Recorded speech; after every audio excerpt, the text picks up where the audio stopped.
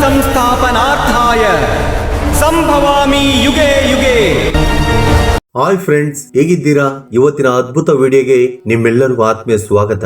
ಮಿತ್ರರೇ, ವಿಧಿಯು ನಮ್ಮ ಹಣೆ ಬರಹವನ್ನ ಹುಟ್ಟಿಗಿಂತ ಮೊದಲೇ ನಿರ್ಣಯ ಮಾಡಿದೆಯೇ ಅಥವಾ ನಾವು ಮಾಡುವ ಕರ್ಮದ ಅನುಸಾರವಾಗಿ ನಿರ್ಧಾರವಾಗುತ್ತೋ ಎಂಬುದು ಯಾವಾಗಲೂ ಚರ್ಚೆ ಮಾಡುತ್ತಲೇ ಇರುತ್ತೇವೆ. ನಿಜ ಹೇಳ್ಬೇಕು ಅಂದ್ರೆ ತುಂಬಾ ಮಂದಿ ನಾವು ಹುಟ್ಟುವುದಕ್ಕಿಂತ ಮೊದಲೇ ವಿಧಿ ನಿರ್ಧಾರವಾಗಿರುತ್ತದೆ ಎಂದು ಹೇಳುತ್ತಾರೆ. ಮತ್ತೊಂದಿಷ್ಟು ಮಂದಿ ಆ ವ್ಯಕ್ತಿಯು ಮಾಡುವ ಕೆಲಸಗಳು ವಿಧಿಯನ್ನ ನಿರ್ಧಾರ ಮಾಡುತ್ತವೆ ಎಂದು ಹೇಳುತ್ತಾರೆ.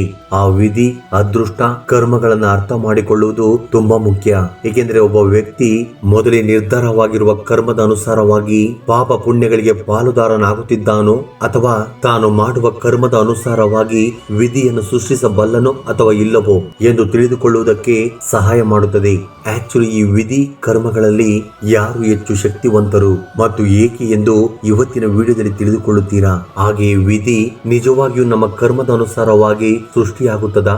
ಗರುಡ ಪುರಾಣಗಳು, ಹಿಂದೂ ಗ್ರಂಥಗಳು ಮತ್ತು ಆಚಾರ್ಯ ಚಾಣಕ್ಯರು ಈ ವಿಷಯದ ಬಗ್ಗೆ ಚಾಣಕ್ಯ ನೀತಿಯಲ್ಲಿ ಏನೆಂದು ಹೇಳಿದ್ದಾರೆಂದು, ಇದರ ಜೊತೆ ಮುಸ್ಲಿಂ, ಕ್ರೈಸ್ತರ ಧರ್ಮ ಗ್ರಂಥಗಳಲ್ಲಿ ಏನೆಂದು ಬರೆದಿದ್ದಾರೆಂದು ಕೂಡ ನೀವು ಈ ವಿಡಿಯೋದಲ್ಲಿ ನೋಡುತ್ತೀರಾ. ಸ್ನೇಹಿತರೆ, ನಿಮ್ಮಲ್ಲಿ ನನ್ನದೊಂದು ಸ್ಮಾಲ್ ರಿಕ್ವೆಸ್ಟ್. ಈ ವಿಡಿಯೋ ನೋಡುತ್ತಿರುವವರು ಜೈ ಶ್ರೀ ನಾರಾಯಣ ಎಂದು ಕಮೆಂಟ್ ಮಾಡಿ ದೇವರಿಗೆ ನಿಮ್ಮ ಕೃತಜ್ಞತೆಯನ್ನು ತಿಳಿಸಿ ಎಂದು ನಾನು ನಿಮ್ಮಲ್ಲಿ ವಿನಂತಿ ಮಾಡಿಕೊಳ್ಳುತ್ತೇನೆ. ಮಿತ್ರರೇ, ಮೊದಲಿಗೆ ಗರುಡ ಪುರಾಣದಲ್ಲಿ ವಿಧಿಯ ಬಗ್ಗೆ ಏನೆಂದು ಹೇಳಿದ್ದಾರೆ ಎಂದು ತಿಳಿದುಕೊಳ್ಳೋಣ.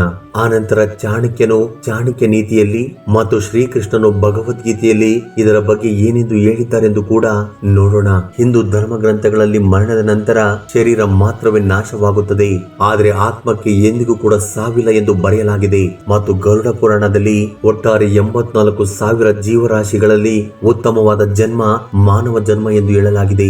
ಮನುಷ್ಯನು ತನ್ನ ಕರ್ಮದ ಅನುಸಾರವಾಗಿ ಮರಣದ ನಂತರ ಜೀವನವನ್ನು ಅನುಭವಿಸುತ್ತಾನೆ. ಅಂದ್ರೆ ಮರಣದ ನಂತರ ನಿಮ್ಮ ಜೀವನವು ಹಿಂದಿನ ಜನ್ಮದಲ್ಲಿ ನೀವು ಮಾಡಿರುವ ಒಳ್ಳೆಯದು ಕೆಟ್ಟದರ ಫಲವಾಗಿ ಈ ಜನ್ಮವನ್ನು ಪಡೆಯುತ್ತೀರಾ ಎಂದು ಮೊದಲೇ ನಿರ್ಧಾರವಾಗಿರುತ್ತದೆ. ಗರುಡ ಪುರಾಣದ ಪ್ರಕಾರ ಯಾವ ವ್ಯಕ್ತಿ ಧರ್ಮ, ವೇದಗಳು, ಪುರಾಣಗಳ ಮತ ಗ್ರಂಥಗಳನ್ನು ಅವಮಾನ ಮಾಡುತ್ತಾನೋ ಮತ್ತು ದೇವರ ಮೇಲೆ ನಂಬಿಕೆ ಇಲ್ಲದವನು, ಅಂತಹ ನಾಸ್ತಿಕನು ಬರುವ ಜನ್ಮದಲ್ಲಿ ನಾಯಿಯಾಗಿ ಜನ್ಮವನ್ನು ಪಡೆಯುತ್ತಾನೆಂದು ಉಲ್ಲೇಖ ಮಾಡಲಾಗಿದೆ.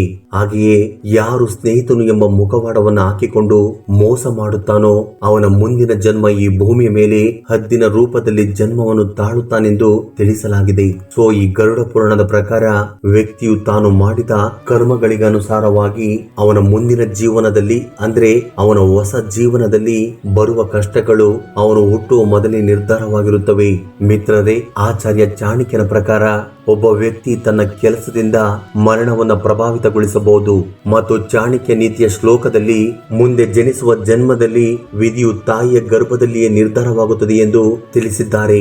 ಆಯುವೋ ಕರ್ಮಚ ವಿತ್ತಾಂಚ ವಿದ್ಯಾ ಮೃತ್ಯು ಮೇವಚ ಪಂಚೇತನೇ ಸುಜಿಯಂತೆ ಗರ್ಭ ಸಸ್ತೇಹಿ ದೇಹಿನ.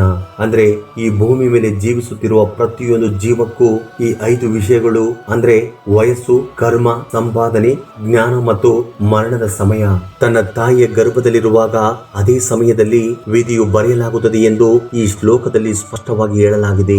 ಆಚಾರ್ಯ ಚಾಣಕ್ಯನ ಪ್ರಕಾರ ಪ್ರತಿ ವ್ಯಕ್ತಿಯು ತನ್ನ ಕರ್ಮದ ಅನುಸಾರವಾಗಿ ಸುಖ ದುಃಖಗಳನ್ನು ಅನುಭವಿಸಬೇಕಾಗುತ್ತದೆ ಎಂದು ಮತ್ತು ಈ ಜನ್ಮದಲ್ಲಿ ಮಾತ್ರವಲ್ಲದೆ ತನ್ನ ಪೂರ್ವ ಜನ್ಮದ ಪಾಪ ಪುಣ್ಯಗಳ ಫಲಗಳ ಅನುಸಾರವಾಗಿ ನಿರ್ಧರಿಸಲಾಗುತ್ತದೆ ಎಂದು ಹೇಳಿದ್ದಾರೆ.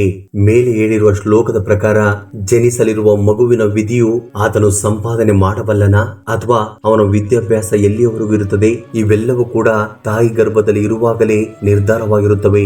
ಆಚಾರ್ಯ ಚಾಣಕ್ಯನ ಪ್ರಕಾರ ಮಾನವ ಜೀವನದಲ್ಲಿ ಸುಮಾರು 101 ಸಾರಿ ಮರಣ ಸಂಭವಿಸುವ ಅವಕಾಶವಿರುತ್ತದೆ. ಅದರಲ್ಲಿ ಒಂದು ಅಕಾಲಿಕ ಮರಣ, ಮತ್ತೊಂದು ಕಾಲ ಮರಣ. ಅಕಾಲಿಕ ಮರಣವನ್ನ ತಾವು ಮಾಡುವ ಕರ್ಮದ ಅನುಸಾರವಾಗಿ ಸುಖ ಸಂತೋಷವಾಗಿ ಬದಲಾಯಿಸಿಕೊಳ್ಳಬಹುದು, ಆದರೆ ಕಾಲ ಮರಣ ಬದಲಾಗುವುದಿಲ್ಲ. ಈ ವಿಷಯದ ಬಗ್ಗೆ ಶ್ರೀಕೃಷ್ಣ ಪರಮಾತ್ಮನು ಭಗವದ್ಗೀತೆಯಲ್ಲಿ ಏನೆಂದು ಹೇಳಿದ್ದಾರೆಂದು ಈಗ ತಿಳಿದುಕೊಳ್ಳೋಣ. ಮಿತ್ರರೇ, ಮಾನವನ ವಿಧಿಯನ್ನ ಯಾವುದು ನಿರ್ಧಾರ ಮಾಡುತ್ತದೆಂದು ಭಗವದ್ಗೀತೆಯ ಪ್ರಕಾರ ನೋಡೋದಾದ್ರೆ ಮನುಷ್ಯನು ತನ್ನ ವಿಧಿಯನ್ನ ತಾನೇ ಸೃಷ್ಟಿ ಮಾಡಿಕೊಳ್ಳುತ್ತಾನೆ. ನಮ್ಮ ಜೀವನದಲ್ಲಿ ಪ್ರತಿ ಹೆಜ್ಜೆಯಲ್ಲೂ ನಮ್ಮ ಆಲೋಚನೆ, ನಮ್ಮ ಪ್ರವರ್ತನೆ, ನಮ್ಮ ಕೆಲಸಗಳೇ ವಿಧಿಯನ್ನ ನಿರ್ಧಾರ ಮಾಡುತ್ತವೆ ಎಂದು ತಿಳಿಸಲಾಗಿದೆ. ಇದಕ್ಕೊಂದು ಉತ್ತಮವಾದ ಉದಾಹರಣೆ ಶ್ರೀಕೃಷ್ಣನ ಜನನ ಕಥೆ. ಕಂಸನು ಭವಿಷ್ಯವಾಣಿಯ ಮೂಲಕ ತನ್ನ ಮರಣವನ್ನು ತಿಳಿದುಕೊಂಡು ಶ್ರೀಕೃಷ್ಣನನ್ನು ಕೊಲ್ಲುವುದಕ್ಕೆ ಪ್ರಯತ್ನ ಮಾಡುತ್ತಾನೆ. ಆದ್ರೆ ಕೊನೆಗೆ ಆತನ ವಿಧಿಯ ಪ್ರಕಾರ ಕಂಸನ ತಂಗಿ ದೇವಕಿಗೆ 8ನೇ ಸಂತಾನವಾಗಿರುವ ಶ್ರೀಕೃಷ್ಣನಿಂದ ಕೊಲ್ಲಲ್ಪಡುತ್ತಾನೆ. ಕಂಸನು ವಿಧಿಯಿಂದ ತಪ್ಪಿಸಿಕೊಳ್ಳುವುದಕ್ಕೆ ತನ್ನ ಅಧರ್ಮ ಕಾರ್ಯಗಳನ್ನು ಬಿಟ್ಟು ಧರ್ಮ ಮಾರ್ಗದಲ್ಲಿ ಮುಂದಕ್ಕೆ ಹೋಗಿದ್ದರೆ ದೇವರು ಆತನಿಗೆ ಕ್ಷಮಾಪಣೆಯನ್ನು ಪ್ರಸಾದಿಸುತ್ತಿದ್ದರು. ಆದ್ರೆ ಆತನು ಅಧರ್ಮ ಮಾರ್ಗದಲ್ಲಿ ಮುಂದಕ್ಕೆ ಹೋದನು ಮತ್ತು ಆತನು ಮಾಡಿದ ಪಾಪದ ಕೆಲಸಗಳಿಂದ ಆತನಿಗೆ ಮರಣ ಹೊಂದಿದನು. ಸನಾತನ ಧರ್ಮ ಗ್ರಂಥಗಳು ಮತ್ತು ಪುರಾಣಗಳ ಪ್ರಕಾರ ಕಂಸನು ಮಾತ್ರವಲ್ಲ, ಈ ಪ್ರಪಂಚದಲ್ಲಿ ಜನಿಸಿದ ಪ್ರತಿಯೊಂದು ಜೀವಿಯ ವಿಧಿಯು ತಾನು ಹುಟ್ಟುವ ಮೊದಲೇ ನಿರ್ಧಾರವಾಗಿರುತ್ತದೆ. ಈ ವ್ಯಕ್ತಿಯು ಯಾವಾಗ ಹುಟ್ಟುತ್ತಾನೆ, ಈ ವ್ಯಕ್ತಿಯು ಏನು ಮಾಡುತ್ತಾನೆ ಮತ್ತು ಆತನು ತನ್ನ ಜೀವನವನ್ನು ಹೇಗೆ ಸಾಗಿಸುತ್ತಾನೆ, ಇವೆಲ್ಲವೂ ಕೂಡ ಆತ ಹುಟ್ಟುವ ಮೊದಲೇ ನಿರ್ಧಾರವಾಗಿರುತ್ತವೆ. ಅದರ ಅನುಸಾರವಾಗಿಯೇ ಆತನಿಗೆ ಮುಂದಿನ ಜನ್ಮ ದೊರೆಯುತ್ತದೆ. ಆದರೆ ಇವೆಲ್ಲವನ್ನು ನಾವು ವಿಧಿಯು ಮಾತ್ರವೇ ನಿರ್ಧಾರ ಮಾಡುತ್ತದೆ ಎಂದು ಅಂದುಕೊಳ್ಳಬಹುದು. ಆದರೆ ಅದು ನಿಜವಲ್ಲ. ಯಾಕೆಂದ್ರೆ ವಿಧಿಯನ್ನ ಕರ್ಮದ ಅನುಸಾರವಾಗಿ ಬದಲಾಯಿಸಬಹುದು. ಇಸ್ಲಾಂನಲ್ಲಿ ವಿಧಿಯನ್ನ ಕಿಸ್ಮತ್ ಎಂದು ಕರೆಯುತ್ತಾರೆ. ಕುರಾನ್ ಪ್ರಕಾರ ನಮ್ಮ ಕಿಸ್ಮತ್ ಅಲ್ಲನ ಇಚ್ಛೆಯಂತೆ ನಡೆಯುತ್ತದೆ. ಹಿಂದೂ ಮತದಲ್ಲಿ ವಿಧಿಯನ್ನ ಪ್ರಾರಬ್ಧ ಎಂದು ಕರೆಯುತ್ತಾರೆ. ಪ್ರಾರಬ್ಧ ಅಂದ್ರೆ ನಮ್ಮ ಪ್ರಸ್ತುತವಾದ ಜೀವನ ನಮ್ಮ ಹಿಂದಿನ ಜನ್ಮದಲ್ಲಿ ಮಾಡಿದ ಕರ್ಮಗಳ ಅನುಸಾರ ಇಲ್ಲವೇ ಋಣಾತ್ಮಕ ಕರ್ಮಗಳ ಅನುಸಾರ ನಮ್ಮ ವಾಸ್ತವ ಜನ್ಮ ನಿರ್ಣಯವಾಗುತ್ತದೆ. ಅಂದ್ರೆ ಈ ವಿಧಿಯನ್ನ ಪ್ರಸ್ತುತ ಕರ್ಮಗಳು ಕೂಡ ಪ್ರಭಾವಿತಗೊಳಿಸುತ್ತವೆ.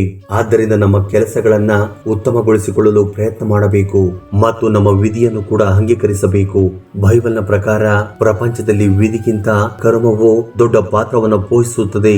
ದೇವರು ತನ್ನ ಜನರನ್ನ ಅವರ ಕರ್ಮಗಳಿಗೆ ಅನುಸಾರವಾಗಿ ತನ್ನ ಬಳಿ ಇಟ್ಟುಕೊಳ್ಳುತ್ತಾರೆ ಮತ್ತು ವಿಧಿಗಿಂತ ತಾನು ಮಾಡುವ ಕೆಲಸದ ಬಗ್ಗೆ ವಿಶ್ವಾಸವನ್ನು ಇಡುವ ವ್ಯಕ್ತಿ ಅವನ ಪ್ರತಿ ಕಷ್ಟಗಳಿಂದ ದೇವರು ರಕ್ಷಣೆ ಮಾಡುತ್ತಾರೆಂದು ಬೈಬಲ್ ಅಲ್ಲಿ ಹೇಳಲಾಗಿದೆ.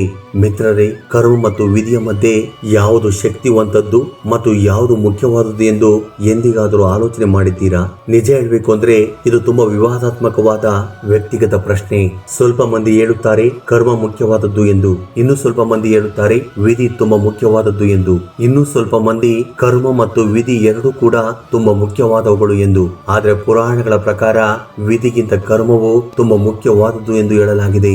ನಿಜ ಹೇಳಬೇಕು ಅಂದ್ರೆ ನಾವು ಮಾಡುವ ಕೆಲಸದ ಕರ್ಮಗಳ ಅನುಸಾರವಾಗಿ ವಿಧಿಯನ್ನು ಕೂಡ ನಾವು ಬದಲಾಯಿಸಬಹುದು. ಆದ್ರೆ ನನ್ನ ಪ್ರಕಾರ ಕರ್ಮ ಮತ್ತು ವಿಧಿ ಎರಡೂ ಕೂಡ ತುಂಬಾ ಮುಖ್ಯವಾದವುಗಳು ಎಂದು ಹೇಳುತ್ತೇನೆ. ಏಕೆಂದ್ರೆ ವಿಧಿಯು ನಮ್ಮ ನಿಯಂತ್ರಣದಲ್ಲಿ ಇರುವುದಿಲ್ಲ, ಆದ್ರೆ ಕರ್ಮವು ನಮ್ಮ ನಿಯಂತ್ರಣದಲ್ಲಿರುತ್ತದೆ. ಆದ್ದರಿಂದ ನಾವು ಮಾಡುವ ಒಳ್ಳೆ ಕೆಲಸಗಳ ಕರ್ಮದಿಂದ ನಾವು ವಿಧಿಯನ್ನು ಬದಲಾಯಿಸುವ ಶಕ್ತಿಯನ್ನ ಭಗವಂತನು ನಮಗೆ ಕೊಟ್ಟಿದ್ದಾನೆ. ಆದ್ದರಿಂದ ಮಿತ್ರರೇ, ಕರ್ಮ ಮತ್ತು ವಿಧಿಯು ನಮ್ಮ ಜೀವನದಲ್ಲಿ ತುಂಬಾ ಮುಖ್ಯವಾದವುಗಳು. ಅವುಗಳನ್ನು ಸದುಪಯೋಗ ಮಾಡಿಕೊಳ್ಳುವುದು ನಮ್ಮ ಮೇಲೆ ಅವಲಂಬಿತವಾಗಿರುತ್ತದೆ. ಮಿತ್ರರೇ, ಈ ವಿಡಿಯೋ ಬಗ್ಗೆ ನಿಮ್ಮ ಅಭಿಪ್ರಾಯ ಅನಿಸಿಕೆಗಳನ್ನ ಕಮೆಂಟ್ ಬಾಕ್ಸ್ ಅಲ್ಲಿ ಕಮೆಂಟ್ ಮಾಡುವ ಮೂಲಕ ತಪ್ಪದೆ ತಿಳಿಸಿ. ಹಾಗೆ ಈ ವಿಡಿಯೋ ನಿಮ್ಗೆ ಇಷ್ಟವಾಗಿದ್ದರೆ ದಯವಿಟ್ಟು ಲೈಕ್ ಮಾಡೋದನ್ನ ಮರೆಯಬೇಡಿ. ಜೈ ಶ್ರೀ ನಾರಾಯಣ.